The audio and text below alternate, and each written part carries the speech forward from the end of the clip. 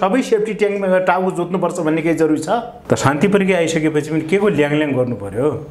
किन ल्याङल्याङ गर्नु? उहाँहरू बिना चाहिँ यो देश डुबिहाल्ने त होइन। फेरि माओवादी आन्दोलन कहाँबाट कहाँ गएर विश्राममा गइसक्यो। अलि भिन्नै अर्कै आमूल परिवर्तन केही हुने देखिएन के। अहिले जे छ नि त्यही कुरा मात्रै हो त सबै। एक्लै जाने भने पत्ता साफ भइन्छ, बेसरी हार खाइन्छ भनेर साथीहरू चाहिँ गठबन्धन गर्दैछन्। कसैले हात पसारेर खाने मान्छे होइन म। अब हामी सधैँ हात थाप्न जान्छौँ अनि हामीलाई हेप्ने त भइहाल्यो। नेपाललाई कुन त्यस्तो काउसो लाग्यो जसले गर्दा तुरुन्त बोल्नु पर्यो? यो देश रह्यो भने न काङ्ग्रेस कम्युनिस्ट हुन्छ, रहेन भने के रहन्छ? केही पनि रहँदैन। भारतले ठाउँ ठाउँमा हेपिरहेको छ। के बेकारमा किन ल्याङल्याङ गरिरहनु पर्यो? धेरै उत्ताउलो हुनु पनि जरुरी हुँदैन। अमेरिकामा पानी परेपछि नेपालमा छाता उड्नुपर्ने जरुरी छ र? खोल मात्रै माओवादी, सार माओवादी छैन। What is this? No not again भने के हो? यसले धेरै कुरो अर्थ राख्छ जस्तो लाग्छ। सङ्केत राम्रो छैन। ठुल्ठुला नेताहरूले बल्ड्याङ खान पनि बिहान नहुन सक्छ। तपाईँको क्रेडिबिलिटी सब कोल्याप्स हुँदैछ। तपाईँ ओर्लिनुहोस्। माओवादीको पहिचान सोध्तो कता गयो? काङ्ग्रेसको पुच्छर भएर पहिचान बच्छ? कमरेड प्रचण्ड होइन, अहिले त कमरेड पुष्पकमल दाहाल।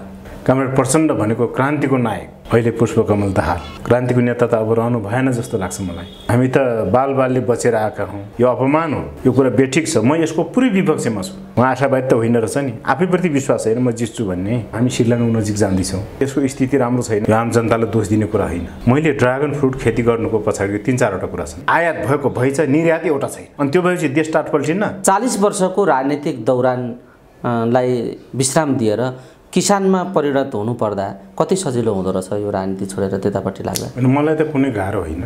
किनभने पहिलो कुरा चाहिँ मेन्टल्ली मानसिक रूपमा तयार हुने हो कि तपाईँको सडनली एकदम अचानक जसो भइदियो पनि त मान्छे सरप्राइजमा पर्छ होइन, आश्चर्यमा पर्छ। तर मानसिक रूपमै तयार भएर हिँड्ने मान्छेहरूको लागि मृत्यु पनि त सामान्य हुन्छ। जस्तो हिजो जनयुद्धमा लड्दाखेरि हाम्रा साथीहरू चाहिँ आफैले स्ट्रेचर बोकेर जान्थे नि है।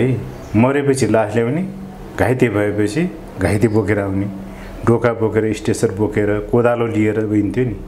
मरेपछि उहीँ दफनाउने गाड्ने, आफूले लगेको कोदालोले आफैले चाहिँ चिहान खनेर आफै दफिनु पर्थ्यो नि। साथीहरूले सहयोगदारहरूले गाड्नुहुन्थ्यो नि। त त्यतिखेर हामी चाहिँ मर्न तयार भएर जान्थ्यौँ नि है। भने यो त मानसिक रूपमा तयार भएपछि भौतिक रूपमा जे पनि हुन सकिन्छ। त्यसकारणले जब मैले राजनीतिक क्रान्तिको मोर्चालाई अब यहाँभन्दा उता चाहिँ मैले धेरै जोरजुलुम गर्न हुँदैन। मैले धेरै जोरजुलुम गरेरै यहाँ चाहिँ आकाश धरती, धरती आकाश हुने पनि होइन होइन। ठुल्ठुला नेताहरू यसैका शिकार भइसके होइन। माओवादी आन्दोलन कहाँबाट कहाँ गएर विश्राममा गइसक्यो।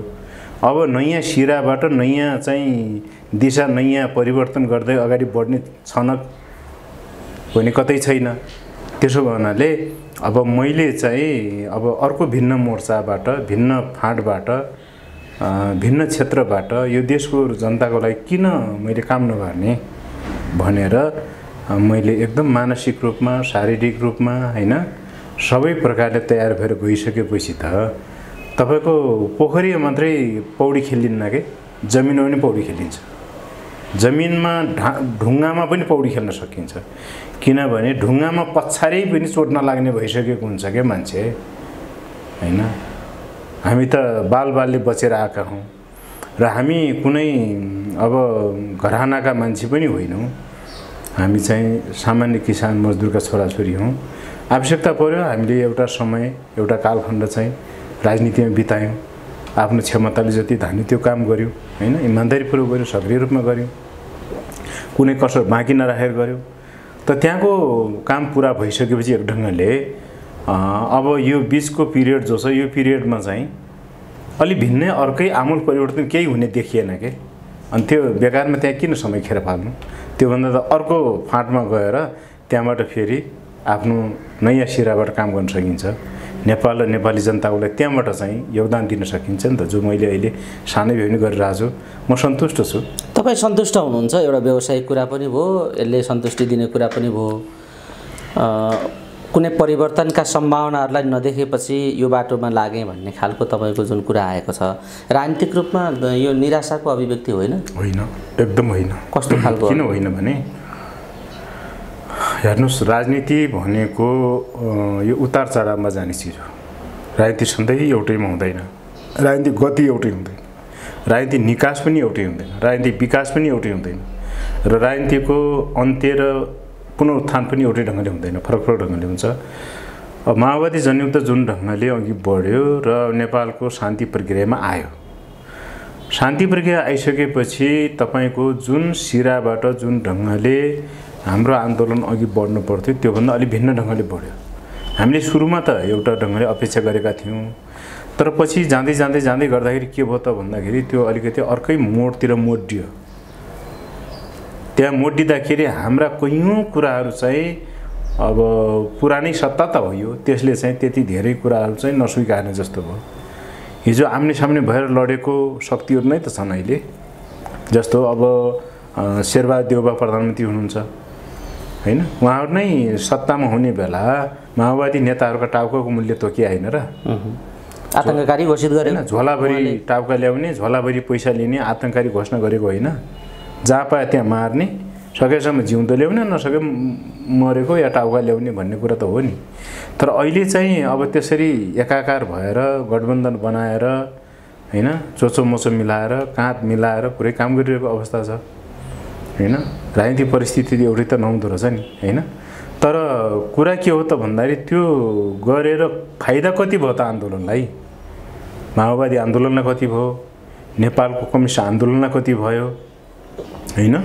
अनि त्यसपछि तपाईको आमूल परिवर्तनका निम्ति लडेको शक्तिले जनताले के पायो हैन। अहिले जे छ नि त्यही कुरा मात्रै हो त सबै भन्दा अहिले तपाईले राजनीतिक निराशा आदिको जो कुरा गर्नु, निराशा कुरा हैन नि। निराशा भनेको त के हो भन्दाखेरि निराशा भनेको एउटा खालको अवस्था स्थितिले देखाउने कुरा हो। त्यो हामी व्यक्तिमा पनि देखिन सक्छ, त्यो कुरा मूलतया आन्दोलनमा देखिने कुरा हो, सिङ्गो परिस्थितिमा देखिने कुरा हो। जस्तो अहिले तपाईँ हामीले यहाँ देखिरहेका छौँ, नेपालमा को छ आशावादी ल भन्नुहोस् त? अहिले गठबन्धन जो बनाउँदैछन् नि यिनी निराश भएको परिणति हो कि होइन? तपाईँले यहाँ हेर्नुहोस् न, एक्लै जाने भने पत्ता साफ भइन्छ, बेसरी हार खाइन्छ भनेर साथीहरू चाहिँ गठबन्धन गर्दैछन् हैन। मलाई के लाग्छ भने गठबन्धन गर्नु बेठिक हो। लोकतन्त्रमा राजनीतिमा सीधा सीधा आफ्नो एजेन्डा राख्ने हो, एकदम छुट्टा छुट्टै स्वतन्त्र ढङ्गले लड्ने हो नि। गठबन्धन गर्नु भनेको त संविधानलाई, जनतालाई र लोकतन्त्रलाई गुमराहमा पार्ने हो। यो अपमान हो, यो कुरा बेठिक छ। म यसको पुरै विपक्षमा छु। यो कुरा ठिक होइन, किनभने उहाँहरूले जे गर्दै हुनुहुन्छ उहाँहरू पनि त यो तपाईँकै प्रश्न उहाँहरूलाई तेर्साउन सकिन्छ नि। उहाँ आशावादी त होइन रहेछ नि, आफैप्रति विश्वास छैन म जित्छु भन्ने हैन। तर मलाई के विश्वास छ भने अप्ठ्यारा र असफलता पछि फेरि सफलता र सजिलोपना पनि आउँछ नि हैन। जस्तो अहिले चाहिँ जुन खालको राजनीतिक अवस्था झन्झन एकपछि अर्को गर्दै जटिल जटिल बन्दै गइराखेको छ हैन। आर्थिक रूपमा हाम्रो नजिक नजिक श्रीलङ्का आउँदैछ अथवा हामी श्रीलङ्का नजिक जाँदैछौँ, यसरी पनि भन्न सकियो। हाम्रो चाहिँ आर्थिक अवस्था जो तरलतामा बाट गुजिरहेको छ, यसले के देखाउँछ भने देशको स्थिति राम्रो छैन भन्ने देखाउँछ नि। किनभने राजनीतिको मापन अर्थ क्षेत्र पनि हो के, अर्थ क्षेत्रले राजनीतिको चाहिँ मापन गर्छ। तर अर्थ राजनीतिलाई नबुझ्ने समाजको फाइदा नेताहरूले त लिइराखेका छन्, राजनीतिक पार्टीहरूले लिइराखेको देखिन्छ। जो अर्थ राजनीतिबारे नेपाली समाजलाई राजनीतिक दलहरूले त्यत्रो गहिरो ढङ्गले बुझाउन सकेनन्। तपाईँहरूले पनि विगतमा त्यो खालको ढङ्गले प्रोग्रामहरू बनाउन सक्नु भएन भन्ने खालको आलोचना त छ। अहिले जुन खालको सङ्कटको तपाईँले चित्रण गरिदिनु भयो नि, तपाईँले बोल्दा बोल्दै मैले यो विषयलाई रोकेँ। एउटा आर्थिक सङ्कट श्रीलङ्काको बाटोमा छ, अर्को राजनीतिक सङ्कटको बाटोमा छ देश भनेर यी दुईटै सङ्कटहरूलाई तपाईँले देखाउनुभयो। समग्र सङ्कटको समाधान गर्ने विधि राजनीति नै हो, त्यही पनि सङ्कटमा छ भनेपछि सबै कुरा सङ्कटमा भएका बेला तपाईँले ड्र्यागन फ्रुट रोपेर त्यो फलाएर त्यो सङ्कट हल हुन्छ? तपाईँ जस्ता असल राजनीतिक कर्मीहरू यसो गर्न थालेपछि यो राजनीतिक सङ्कट हल होला? अब सङ्कट भनेको त्यति मात्रै होइन, अरू पनि छ। जस्तो राष्ट्रियता सङ्कटमा छ, अनि राजनीतिक सङ्कटमा चाहिँ समग्र पर्ने हो त्यसमा होइन। विषयगत ढङ्गले हेर्दा अब आर्थिक सङ्कट, राजनीतिक सङ्कट, राष्ट्रियताको सङ्कट, जनजीविकाको सङ्कट हैन। आम जनताले भोलि चाहिँ खाना लाउन नपाउने अवस्था आउला, रोजगारी नपाउने अवस्था आउला, बैङ्कहरू टाट पल्टिँदैछन् हैन। भने निक्षेप चाहिँ तिर्न सकिरहेको छैन बैंकहरूले हैन भने यो खालको स्थिति हुनुको पछाडि मूलभूत रूपमा सत्ता सञ्चालकहरूकै जिम्मेवारी हुन्छ। पहिलो कुरा यो बुझ्नु पर्यो। यो आम जनतालाई दोष दिने कुरा होइन र सबै नेतृत्व सबै हिजो काम गरेका मान्छेलाई दोष दिने कुरा पनि होइन। यो कुरा बेठिक छ है। अब जहाँसम्म मेरो कुरा गर्नुहुन्छ भने म जस्तै थुप्रै मान्छेहरूले जो आफ्नो हातमुख जोड्नका लागि पनि हो नि यो। मैले कुनै कसैले केही देखाउनलाई होइन। मैले ड्रागन फ्रुट खेती गर्नुको पछाडि 3-4वटा कुरा छन्। नम्बर 1 मा म आफै बाँच्ने हो, म माई खाने होइन है। कसैले हात पसारेर खाने मान्छे होइन म। मेरा हात पखरो जबसम्म चल्छन् तबसम्म मेरा नसा र मेरो चाहिँ शिरा धमनीहरूमा जबसम्म रगत बग्छ, मेरा हात पाखुरा जबसम्म चल्छन् त्यो बेलासम्म कसैसित हात पसार्दैन। म काम गरी खाने मान्छे हुँ, काम गरी खाने वर्गको मान्छे हुँ र कसैले पनि त्यो गर्नु हुँदैन।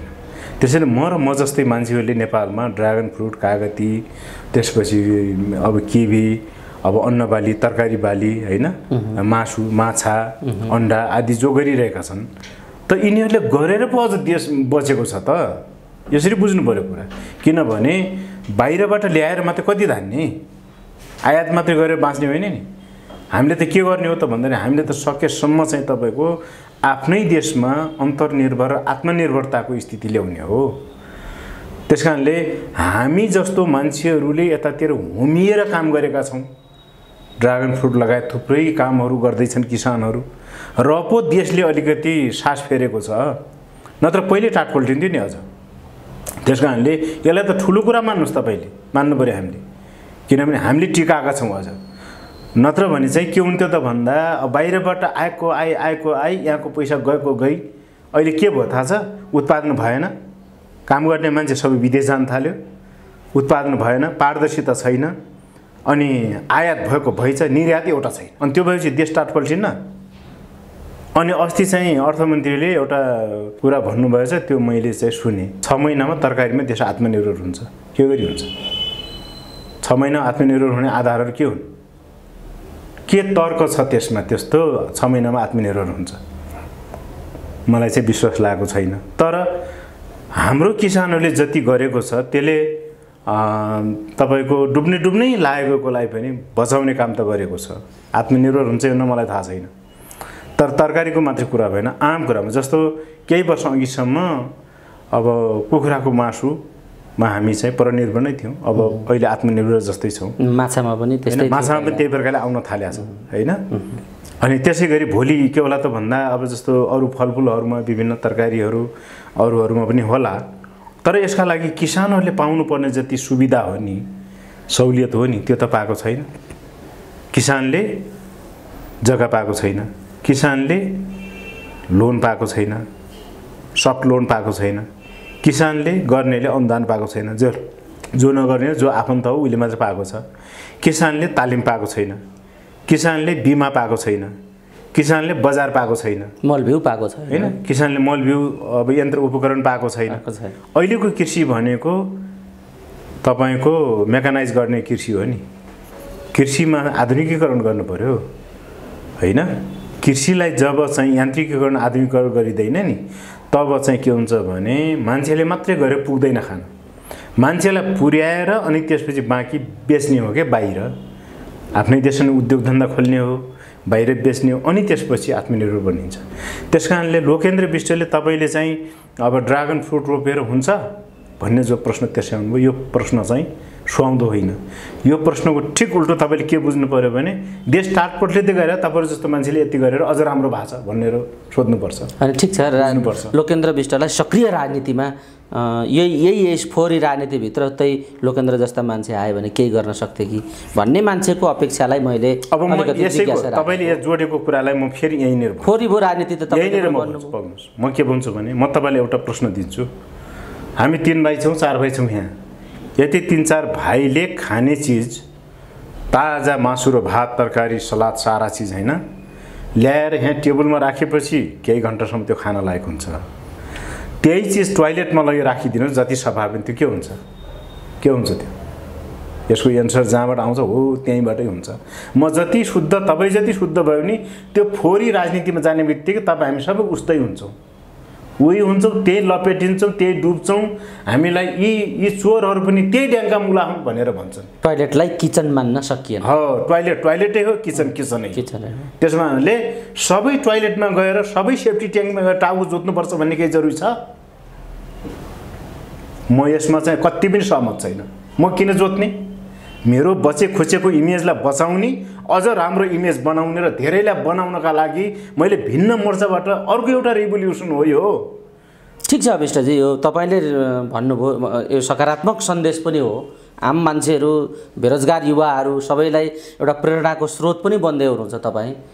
तर यो मोर्चामा व्यवस्थित किसिमको मोर्चाको नेतृत्व तपाईँले सम्हाल्दै हुन्थ्यो नि त। यहाँ पनि तपाईँ एक्लै जस्तो हुनुहुन्छ मोर्चा।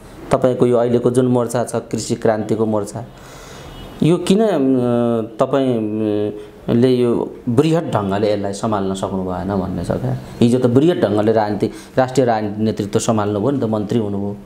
अहिले यो मोर्चा पनि लोकेन्द्र विष्टले त्यसरी सम्हालिदिए। हाम्रो विचल्ने हुने थिएन भन्ने राजनीतिबाट वितृष्ण भएका साथीहरू जीवनयापनकै सङ्कटमा छन्।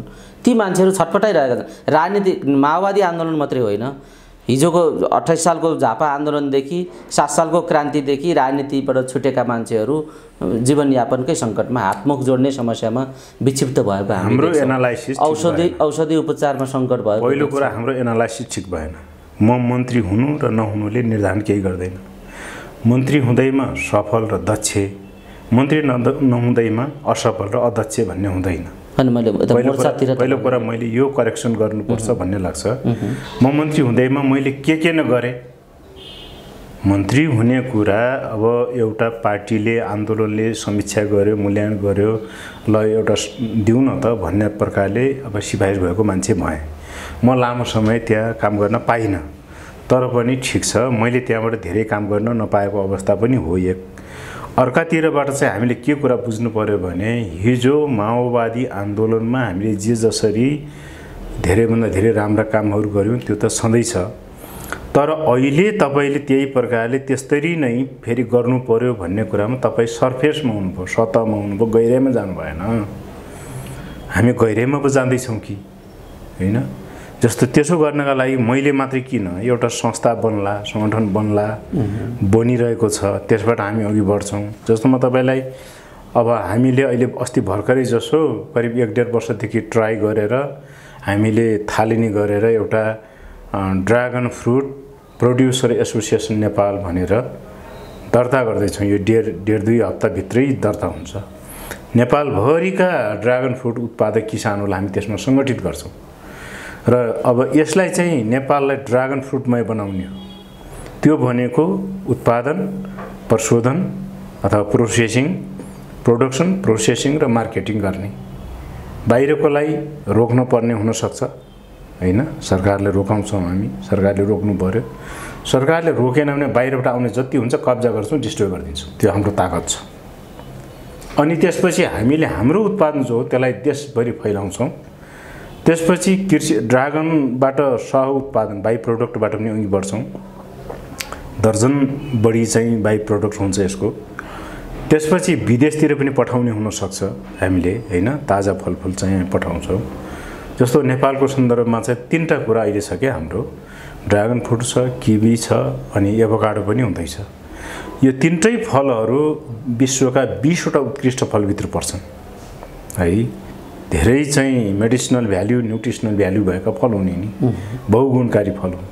त्यसकारणले अब राजनीतिका नाममा झोला बोकेर बुझ्नु बाज्नु छैन, ल्याङ्ग्रे हिडिया छ होइन, अनि ताली पिटिया छ, जिन्दाबाद र मुर्दाबाद भनिया छ जीवनभरि होइन। घरमा जोई छोराछोरी चाहिँ भोकै नाङ्गै छन् होइन, के खाउँ के लाउँको अवस्थामा छन्। त्यसलाई पढाउनु पनि छैन, लेखाउनु पनि छैन होइन। हिजो आन्दोलन थियो, युद्ध थियो, त्यो बेला त बाध्यताले गर्नु पर्यो। त शान्ति प्रक्रिया आइसकेपछि पनि के को ल्याङल्याङ गर्नु पर्यो? किन ल्याङल्याङ गर्नु पर्यो? कुनै पार्टीको सदस्य आदि इत्यादि भए पनि त कमसेकम काम गरी त खानु पर्यो। काम गरी खान चाहिँ जाँगर नहुनेहरूले धेरै राजनीतिको कुरा गर्छ। एउटा कुरा यो पनि बुझौँ, राजनीतिको धेरै वकालत गर्नेहरू बिना जाँगरका हुन्। कुकुरलाई फुर्सद पनि छैन, काम पनि छैन भने जस्तो। अहिलेका राजनीतिक पार्टीका नेता र कार्यकर्ताहरूले हेर्नु तिनको फुर्सद पनि छैन, काम पनि छैन। तिनलाई साँच्चै भन्दा गल्लीको कुत्तासित दाँच्नुपर्ने हुन्छ। अलिक कठोर भएन? एकदम सही हो, एकदम सही हो। किन कठोर? वास्तविकता हो। तिनलाई कहिलेकाहीँ तिनी आफैलाई पनि लाग्छ के भइएछ हामीले भन्दा चाहिँ अब त्यो कठोर तितो पिरो लाग्ला रे।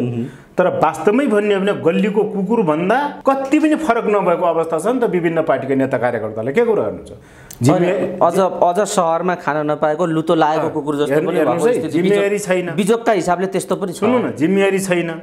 जिम्मेवारी भए पनि काम गर्ने होइन हैन। आज पनि ल्याङल्याङ हिँडिया छ, भोलि पनि ल्याङल्याङ हिँडिया छ, अघि पछि गरेया छ। नेतृत्वले चाहिँ पत्याओस् कि नपत्याओस् हैन, लालमायालाई गन्ती छैन, जेउरे गानु सक्छ भन्छन् क्या हाम्रोतिर। त्यो भने के हो भने मन पराउनेले नपराए पनि आफैबाट लागेछ त्यति। के काम हो त त्यो त ठिक भएन नि। त्यसैले कतातिर राजनीतिक विचार एफिलिएसन हुन्छ, कतातिर सङ्गठित हुने के हुने कुरा आफ्नो ठाउँमा हुन्छ। तर त्यति हुँदाहुँदै पनि मेसिभली एकदम तन मनले आफ्नो चोक्टो बारीमा, फोगोटो खेतमा, बारीमा केही काम गरेर खान सकिन्न। के बेकारमा किन ल्याङल्याङ गरिरहनु पर्यो? जुलुसमा जाने बेला जाने, बैठक गर्ने बेला जाने होइन, आएपछि काम गर्न सकिन्न। यस्तो खालको फोगटिया बेफाको मान्छे भएर हुन्छ? यो बेकारको कुरा हो। यो काङ्ग्रेसका कार्यकर्ताले गरे पनि बेठीको हो, एमाले कार्यकर्ताले गरे पनि बेठीको, माओवादीका कार्यकर्ताले गरे पनि बेठीको, जो कसैले गरे पनि बेठीको। हेर्नुहोस्, हरेक मान्छे व्यस्त हुनुपर्छ, मस्त हुनुपर्छ र स्वस्थ हुनुपर्छ। जो व्यस्त हुन्छ त्यो मस्त हुन्छ, जो मस्त हुन्छ त्यो स्वस्थ हुन्छ। अनि लाइफ जस्तो लाइफ हुन्छ। त्यो बेकारमा ल्याङल्याङ गरेर हुन्छ। ती मनोरोगीहरू हुन्छन् धेरै जसो मनोरोगी। किनभने तिनको दिमागमा सधैँ के खेल्छ भने हाम्रो हाकिमले, हाम्रो चाहिँ मालिकले केही खसाल देला र खाम्ला भन्नेतिर मात्रै हुन्छ। त्यस्तो कुरा र असन्तुष्टि पनि उसले दिएन भन्नेतिर मात्र सुरु भयो। असन्तुष्टिमा त किन पाल्नु पर्यो? आत्मनिर्भर हुनु पर्यो नि त। मैले अघि भने न, आफ्नो हात पाखुरा चलुन्जेल कसैको भर पर्नु, आफैले गरी खानुपर्छ। किन अरूको भर पर्ने? यही कुरा। त्यस कारणले गर्दाखेरि अब राजनीतिको विभिन्न आयाम छन् के। राजनीतिमा सक्रिय हुनु एउटा कुरा भयो हैन। राजनीति राज्य सञ्चालनको नीति हो, अब्बल नीति हो हैन। नीतिहरूको महानीति राजनीति हो। तर राजनीति जस्तो राजनीति त भएन नि त हाम्रोमा। अहिलेको राजनीतिक अवस्था हेर्नु त, घिनलाग्दो, विकृति विसङ्गतियुक्त हैन, साह्रै नराम्रो छ। तर फगत राजनीतिले टिक्छ त भन्दा टिक्दैन नि। अर्थतन्त्र चाहिन्छ हैन, सामाजिक अवस्था राम्रो हुनु पर्यो, सांस्कृतिक अवस्था राम्रो हुनु पर्यो हैन।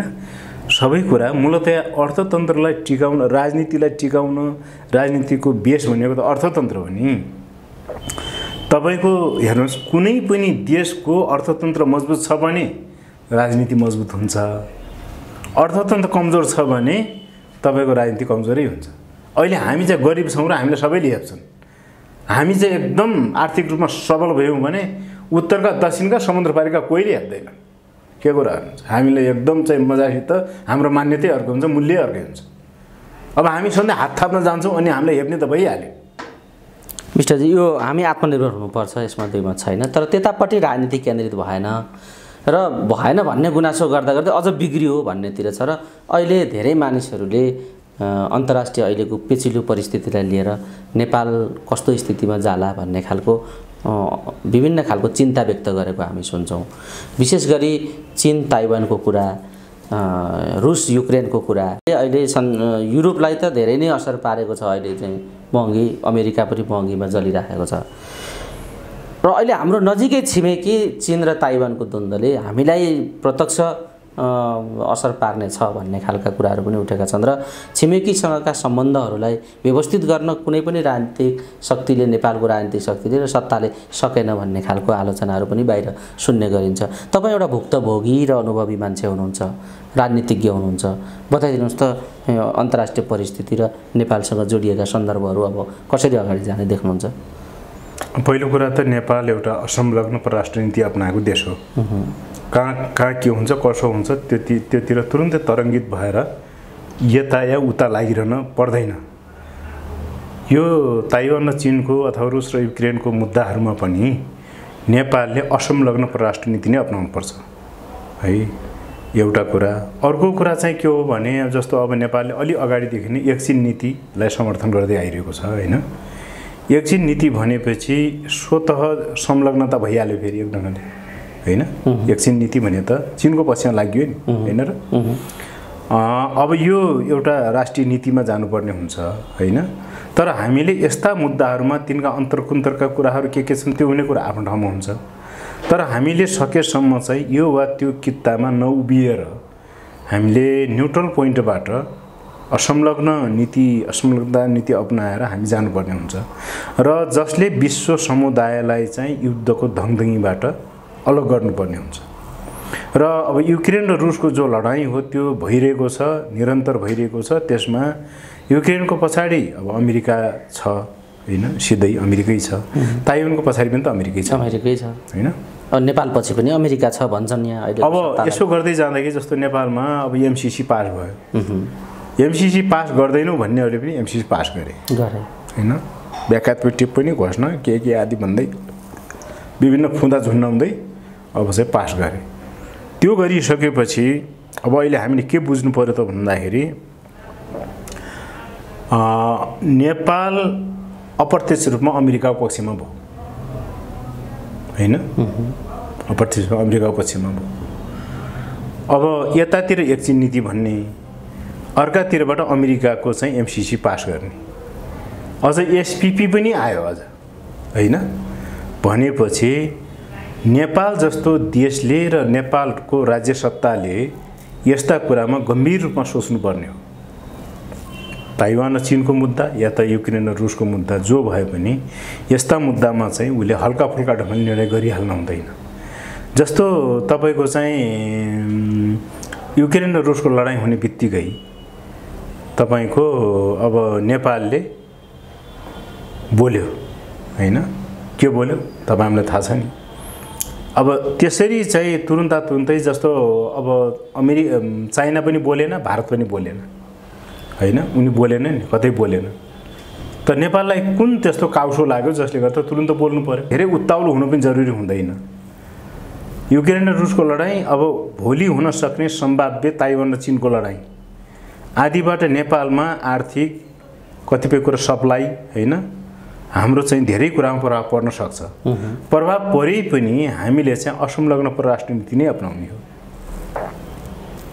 एकछिन नीति आदि भन्ने कुरा हाम्रो जो पहिलाकै जो कुरा छ त्यो हुने कुरा छँदैछ होइन। त्यस कारणले गर्दा यो ढङ्गले जानुपर्ने हो एउटा कुरा। अर्को कुरा विदेशतिर अन्यत्र के हुन्छ भन्ने कुराले त्यसैतिर बग्ने होइन नि। हाम्रो आफ्नो गति छ, हाम्रो आफ्नो गतिमा अघि बढ्ने हो। अमेरिकामा पानी परेपछि नेपालमा छाता उड्नुपर्ने जरुरी छ र? किन छाता उड्नु पर्यो? नेपालमा घाम लागेको छ भने घाममै हिँड्न सकिन्छ। विशेष यो आफ्नोपन र आफ्नो लयमा र आफ्नो नीति, राष्ट्रको नीतिमा प्रतिबद्ध भएर अगाडि जानुपर्छ। किनभने आफूमा विश्वास हुनु पर्यो पहिलो कुरा भन्ने। तपाईँले जो आत्मविश्वासको कुरा राख्नुहुन्छ नि, तपाईँको सकारात्मक पक्ष नै यही हो। वास्तवमा तपाईँले प्रेरित नै गरिराख्नु भएको छ हरेक विषयमा। तर 7 सालदेखि आजसम्मको नेपालको राजनीति हेर्दा यसले पनि भएन भन्ने, 7 सालले पनि भएन, 17 सालले पनि भएन, 28 सालले पनि भएन, 46 सालले पनि भएन, 52 सालले पनि भएन, 72ले पनि भएन। अब यो सधैँभरि भएनको राजनीति र प्रयोगशालाको रूपमा नेपालको परिवर्तनकारी आन्दोलन किन छ? यसले पनि भएन, अब अर्को के ल्याउने भन्ने कुरा पनि फेरि बहस सुरु भएको छ। कसैलाई राजा चाहिएको छ, कसैलाई वैज्ञानिक समाजवाद चाहिएको छ, साम्यवाद समाजवाद काङ्ग्रेसलाई पनि चाहिएको छ, प्रचण्डजीलाई पनि चाहिएको छ। समाजवादका भेदनहरू के हुन्, छुट्याउने के हो? काङ्ग्रेसले भनेको समाजवाद र प्रचण्डले भनेको समाजवाद के हो? वैज्ञानिक समाजवाद विप्लवले भनेको के हो? यी सारा कुराहरूलाई हेर्ने हो भने फेरि पनि यसले भएन भन्ने निष्कर्ष छ सबैको।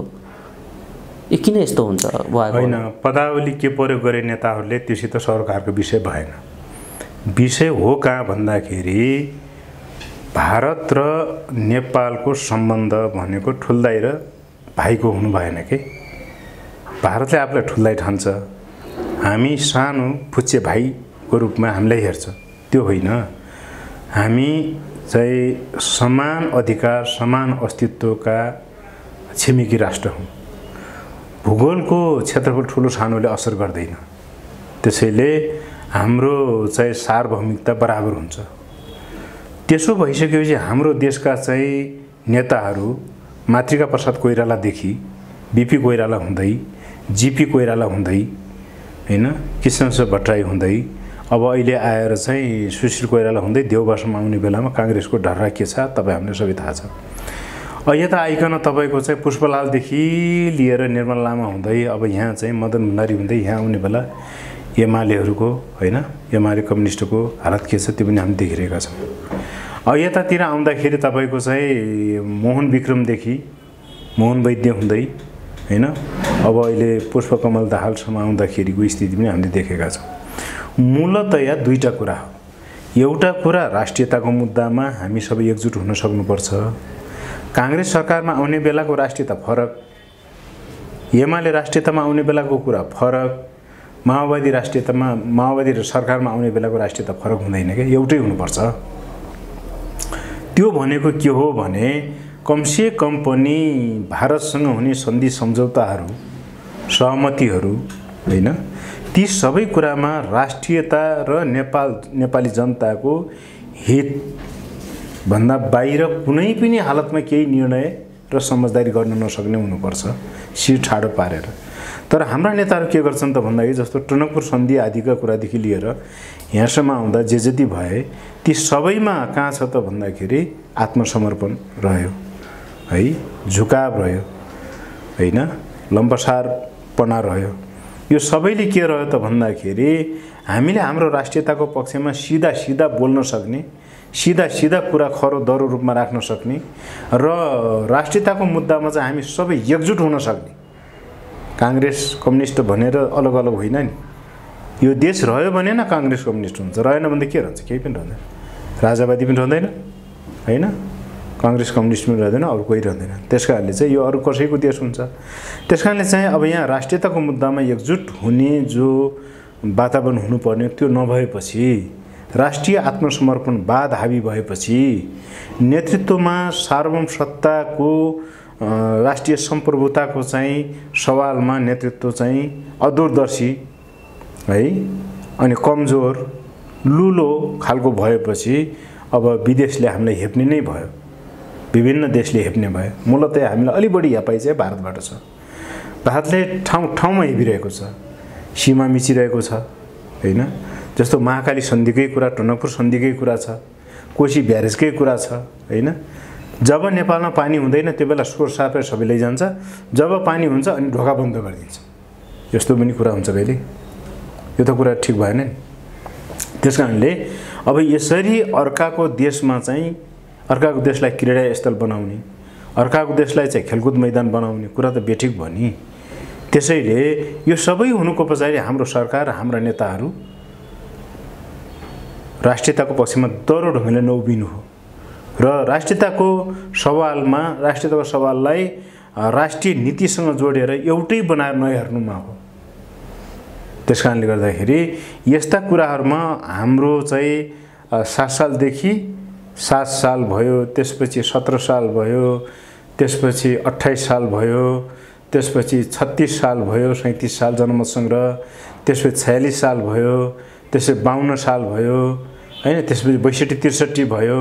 अब अहिले चाहिँ यो विभिन्न समयमा चाहिँ हुने आन्दोलनहरू जो छन् करिब 10 वर्षमा जसो उथलपुथल हुने हुरी हुन्डरी जस्तो आउने गर्छ। तर त्यो सबैमा पनि फेरि उस्तै किन हुन्छ त भन्दाखेरि नेतृत्व दूरदर्शी भएन, नेतृत्व राष्ट्रियताको पक्षमा दह्रो ढङ्गले उभिएन, राष्ट्र र जनताको पक्षमा अभेद्य किल्ला भएर उभिनु पर्यो कि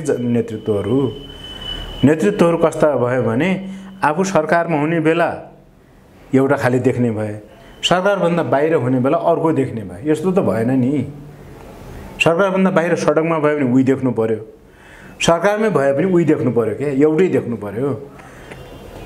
त राष्ट्रियताको समस्या चाहिँ जिउका त्यौँ छ, सरकारमा जाने बेला त्यो केही चाहिँ छैन, सबै ठिकठाक छ भन्ने देख्ने हामीले। अनि सडकमा गएपछि सरकारभन्दा बाहिर गएपछि चाहिँ हो यसो भएन उसो भएन भने जिन्दाबाद र मुर्दाबाद गर्नेको अर्थ के रहन्छ भने के यही कुरा बेठिक छ। तपाईले प्रष्ट ढङ्गले विषयवस्तुलाई राख्दै गर्दा हामी कुराकानीको अन्तिम चरणमा छौँ। एक दुईवटा जिज्ञासा मसँग अरू छन्। प्रचण्डजी एउटा नेपालको आम शोषणलाई अन्त्य गर्नका निम्ति भनेर पार्टीले उहाँलाई नेतृत्व मान्यो, जनयुद्धको नेतृत्व बनायो। अहिले आएर चाहिँ उहाँ यो ठाउँमा आउनुभयो, सहयात्रीहरू सबै कोही अलग अलग पार्टी खोलेर जानुभयो, कोही स्वतन्त्र ढङ्गले तपाईँहरू जस्तो कृषि क्रान्तिमा लाग्नु भएको छ। यो एउटा पाटो सन्दर्भ छँदैछ। तर प्रचण्डजीको अहिलेको राजनीतिक बुझाइ के हो, उहाँको दिमागले नेपाललाई कतातिर लाँदैछ भन्ने विषय अहिले धेरै चर्चाको विषय छ, गर्नुपर्ने विषय छ। किनभने उहाँले वैद्यको सान्दर्भिकता छैन, अबको समयमा वैद्यको विचारको सान्दर्भिकता छैन, विप्लवको औचित्य छैन, बाबुराम भट्टराई माओवादी नै होइन भन्नुभयो र सबै कुरा मै हो, मेरै औचित्य छ भन्ने अर्थमा उहाँले त्यो भन्न खोज्नु भएको हो कि यसको पछाडि अर्को कुनै केही मनोविज्ञानले काम गरेको हो? उहाँको यो बुझाइ, राजनीतिक बुझाइ, सहकर्मीहरूको क्रान्तिकारी आन्दोलनको यो बुझाइलाई तपाईँ के भन्नुहुन्छ र प्रचण्डलाई यसरी छाडा छोड्ने काम कसले गरेको भनेर पनि प्रश्न हुन्छ। छाडा छोड्ने नै भने मैले, किनभने अब सबै थोक गर्नुभयो उहाँले, देउबाजीसँग सहकार्य गर्नुभयो। हिजो आतङ्ककारीको बिल्ला थियो, टाउको मूल्य थियो, त्यहाँदेखि सबै कुराबाट जोड्दै हेर्दा प्रचण्डले बाटो बिराएको भन्ने कुरासँग पनि अर्थ राख्छ। धेरै कुरामा दम छ त्यसमा पनि। तपाईँ कसरी बुझ्नुहुन्छ प्रचण्डजी के गर्दै हुनुहुन्छ अहिले? हिजोका तपाईँका नेता आज के गर्दै हुनुहुन्छ? होइन, पहिलो कुरा त प्रचण्ड के गर्दै हुनुहुन्छ तपाईँ जति बुझ्नुहुन्छ म पनि त्यति नै बुझ्ने हो। म उहाँको पार्टीमा छैन, म उहाँको नजिकमा छैन, करिब 5-6 वर्ष भइसक्यो होइन। म उहाँसित भेटघाटमा पनि छैन। यो प्रश्न सोध्नुपर्ने त उहाँलाई नै हो होइन, मलाई भन्दा उहाँलाई नै हो। अब मैले दिने उत्तर चाहिँ मनोगत हुन्छ होइन, आग्रह पूर्वाग्रह जस्तो हैन। हिजोको सम्बन्ध राजनीति त्यसलाई जोडेर मैले भन्न खोजेको व्यक्तिगत कुरा होइन, आग्रह पूर्वाग्रह जस्तो पनि होला होइन। तर मलाई के लाग्छ भने उहाँले जे कुरा अहिले भनिराख्नु भएको छ त्यो कुरा अब एउटा आत्मरति हो र सिङ्गो जङ्गल नदेख्ने तर एउटा रुख देख्ने कुरा जस्तै हो। यो भनेको अब एउटा अहमता पनि हो, व्यक्तिवादी अहमता। व्यक्तिवादी अहमता किन हो भने गुटगत अहमता पनि हो, व्यक्तिवादी अहमता पनि हो। तपाईको सारा साथीहरू अब तितर बितर छुटफुट भएर चाहिँ पुरै अब विघटित विशृङ्खलित भएर गइसकेपछि पनि अरू कोही होइनन्, केही होइनन्, म मात्रै हुँ भन्ने कुरा जो हो यो चाहिँ एउटा घमण्डको पराकाष्ठा पनि हो। यसरी घमण्ड गर्दै नै यहाँ आइपुग्यो चिज है, मलाई त्यस्तो लाग्छ। अब उहाँ जस्तो नेतृत्वले त्यसै घमण्ड नगर्दा राम्रो हुने हो, किनभने अब फुटेका छुटेका र निस्किएका सबै चाहिँ गलतै होइनन् जस्तो लाग्छ है। अब उहाँले अहिले नेपालको राजनीतिलाई कसरी लिड गरिराख्नु भएको छ तपाईहरुले देखेकै कुरा त हो नि। पार्लियामेन्ट्री पोलिटिक्समा जे जति गर्नुपर्ने त्यो भन्दा पनि धेरै पर गइसक्नु भयो हैन। अब कस्तोसम्म भने अब अहिले त छ्याङ्गै त छ नि, जस्तो अब हामी निर्णायक शक्ति हौं भनेर त भन्नुहुन्छ हैन, तर चाहिँ अन्तमा हुने के हो त भन्दाखेरि अब देउबाको चाहिँ भरिया हुनुपर्ने भयो, ओलीको भरिया हुनुपर्ने भयो हैन। अब यस्तै ढंगले कसैको उपयोगमा लाग्नुपर्ने भयो। मलाई के लाग्छ भने पार्लियामेन्ट्री पोलिटिक्सका कयौं नम्सहरु हुन्छन्, त्यो नम्सलाई पनि नागेर गइएको जस्तो मलाई लाग्छ। पार्लियामेन्ट्री पोलिटिक्सका नम्स भनेको मूलतया के हो भन्दाखेरि स्वतन्त्र ढंगले चुनाव लड्ने, स्वतन्त्र अस्तित्व कायम गर्ने, आफ्नो पहिचान जोगाउने हो के। पहिचान खै त, माओवादीको पहिचान सोध्तो कता गयो? कांग्रेसको पुच्छर भएर पहिचान बच्छ? एमालेको पुच्छर भएर पहिचान बच्छ? मलाई लाग्छ केही बचेको छैन। अब त के भने जनताले त यस्तो ठान्न थालिसके कि कांग्रेस बराबर एमाले, एमाले बराबर माओवादी, बराबर सुन्ना अथवा एउटै भन्ने अर्थ हुने भयो। किनभने यिनीहरुमा कुनै फरक रहेन हैन। माओवादी के मानेमा फरक छ त, त्यो कुरा त जनताले बुझ्नु पर्यो नि। खै त बुझाएको, खै त जनताले अनुभूत गरेको हैन। कांग्रेस भन्दा एमाले के मानेमा फरक छ त हैन। जनताले कति बुझ्न पाए, एमालेले कति प्रस्ट्याए मलाई थाहा छैन। तर माओवादीलाई चाहिँ जनताले माओवादीकै रूपमा, माओवादीकै पहिचानमा, माओवादीकै स्वत्वमा कति बुझेका छन् मलाई लाग्छ धेरै बुझेकै छैनन्। ए सबै बराबर भइसक्यो भन्ने छ एउटै भइसक्यो, उस्तै हो नानु भन्ने भइसक्यो। अब यसो भएपछि अनि अहिले केलाई दम्ब गर्नु परेको छ? कमरेड प्रचण्डले केलाई दम्ब गर्नु पर्यो? कमरेड प्रचण्ड होइन, अहिले त कमरेड पुष्पकमल दाहाल।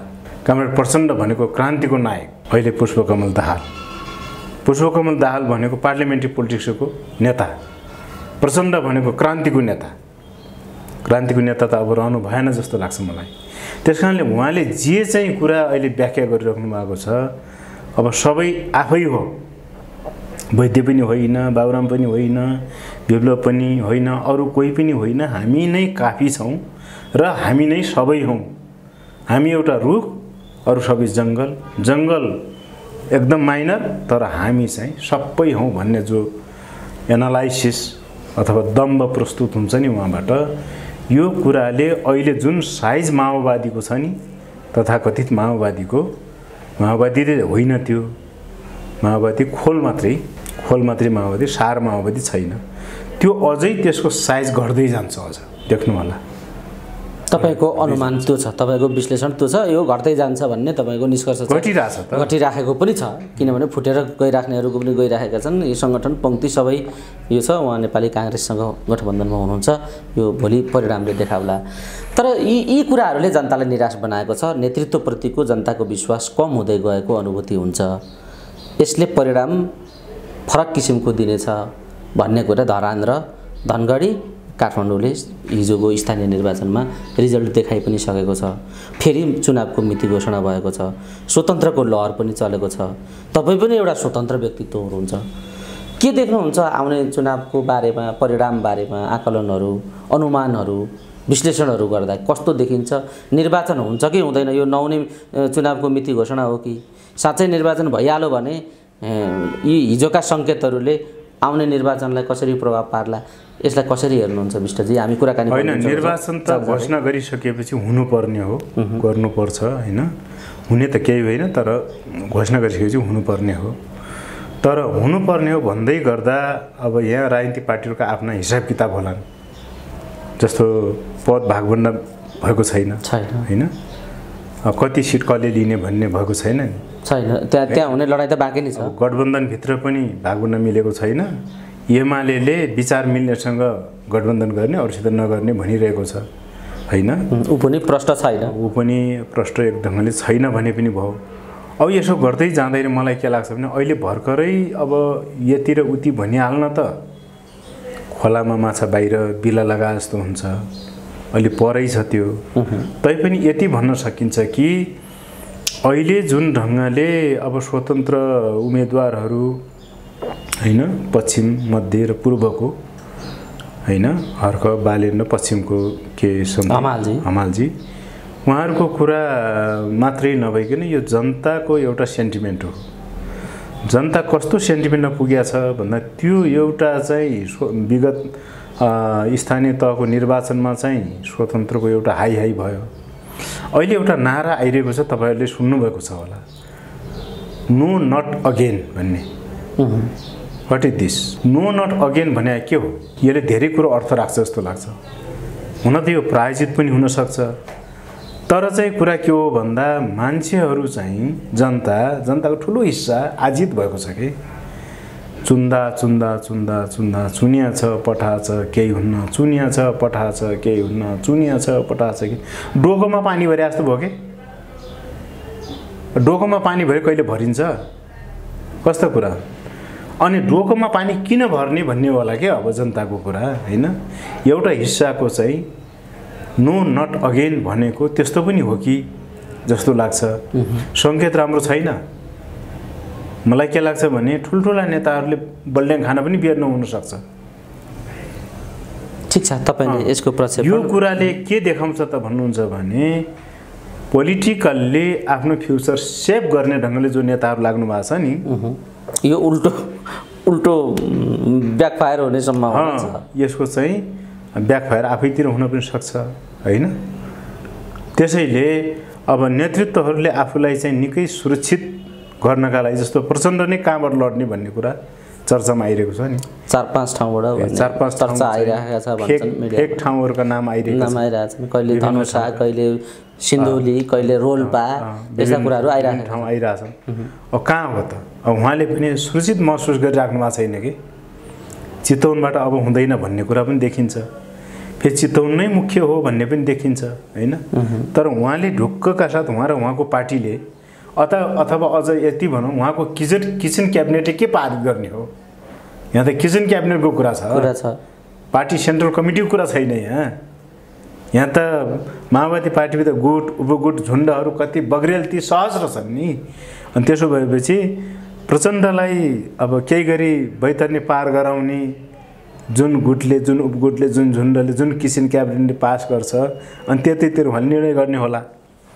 त्यसैले जे होस् हाम्रा ठुला नेताहरूलाई गाह्रो छ मलाई लाग्छ यति भन्न सकियो अहिले गाह्रो छ विष्टजी हामी कुराकानीको अन्तिम चरणमा छौँ जे परिदृश्यहरू तयार भए हामीले आज जे सन्दर्भमा केन्द्रित रह्यौँ मैले धेरै विषय छोटो भेटमा समेट्ने प्रयत्न गरेँ सबै घटनाक्रमसँग जोड्ने प्रयत्न गरेँ कतिपय विषयवस्तु मैले प्रश्न राख्दा भाँचिए जस्ता पनि भयो होला तपाईँका लागि तथापि मैले समग्र विषय जोड्ने प्रयत्न गरेँ आज जे सन्दर्भमा केन्द्रित रहेर हामीले कुरा गऱ्यौँ यो कुराकानी सुनिरहेका आम दर्शक श्रोताहरूले अब कस्तो खालको दृष्टिकोण बनाउनुपर्छ र आम दर्शक श्रोताहरूलाई जनताहरूलाई जाँदा जाँदै तपाईँ के भन्न चाहनुहुन्छ म दुईटा कुरा भन्छु तीनटा कुरा भन्छु एउटा कुरा अब चुनाव हुन्छ भनिरहेका छन् यदि चुनाव हुने हो भने विवेकले निर्णय गर्नुहोस् आवेगले होइन कुनै प्रलोभनमा नपर्नुहोस् एक नम्बर दुई नम्बर तपाईँ कुन पार्टीको हो होइन मलाई मतलब छैन पार्टीतिर एफिलिएसन अथवा प्रतिबद्धता संलग्नता रहने नरहने तपाईँको कुरा हो होइन तर समाजमा रहिसकेपछि राजनीति भनेको भोट हाल्नु पनि राजनीति हो नहाल्नु पनि राजनीति हो हाल्दाखेरि किन हालियो यसका पछि पनि प्रश्न हुन्छन् तर्क हुन्छ भोट हालिएन किन हालिएन यसका पछि पनि तर्क हुन्छ दुई नम्बर त्यो तपाईँको निर्णय तेस्रो कुरा म के भन्छु भने तपाईँ जहाँ हुनुहुन्छ जस्तो अवस्थामा हुनुहुन्छ तर तपाईँले कमसेकम परिश्रम गरेर बाँच्नुहोस् मानसिक परिश्रम र शारीरिक परिश्रम गरी बाँच्नुहोस् कसैका सामु गिटाएर हात नथाप्नु झोली नथाप्नुहोस् त्यो जिउँदै मरेको जिन्दगी हुन्छ म यति कुरा भन्न चाहन्छु आम देशवासी जनताहरूलाई युवाहरूलाई किसानहरूलाई सबैलाई इभन कुनै पार्टीका कार्यकर्ता नेताहरूलाई पनि म त्यही भन्छु अझ म नेताहरूले जाँदै के भन्छु भने चौथो कुरा पनि भनौँ नेताहरू अब धेरै दिन चाहिँ त्यो राजनीतिको कुर्सीमा नबसिरहनुहोस् तपाईको क्रेडिबिलिटी सब कोल्याप्स हुँदैछ तपाईँ ओर्लिनुहोस् र कुनै सामाजिक कार्य आदि गर्नुहोस् पार्टीकै पनि अभिभावक संरक्षक भएर बस्नुहोस् त्यति भयो भने तपाईको बचे खुचेको इमेज ड्यामेज हुँदैन नत्र भने तपाईँ झन् सकिनुहुन्छ त्यसैले अब ठुला नेताहरू खास गरी अब देउबा ओलीजी प्रसन्नजी लगायत नेताहरू अब आफ्नो पार्टीको अभिभावक भएर बस्दा राम्रो हुने हो मैले उहाँहरू त्यहाँ बस्दै मलाई केही नपुगेको चिलाएको केही छैन मलाई औडा भएको पनि छैन तर उहाँहरूको लागि पनि मैले भनेको उहाँहरू हुँदैमा देश स्वर्ग हुने भएको पनि छैन उहाँहरू नहुँदैमा यो देश नर्क हुने पनि त छैन अनि नयाँ पुस्तालाई चाहिँ नेतृत्व पुस्तान्तरण हस्तान्तरण भन्ने कुरा त बार बार फलाकेको हो त हाम्रो नेताहरूले खै बिर्सिनु भयो तपाईँहरूले यो कुरा सोच्नु होला हवस् समय दिनुभयो यो समय र संवादका लागि यहाँलाई धेरै धेरै धन्यवाद यो समय र अवसरको लागि पनि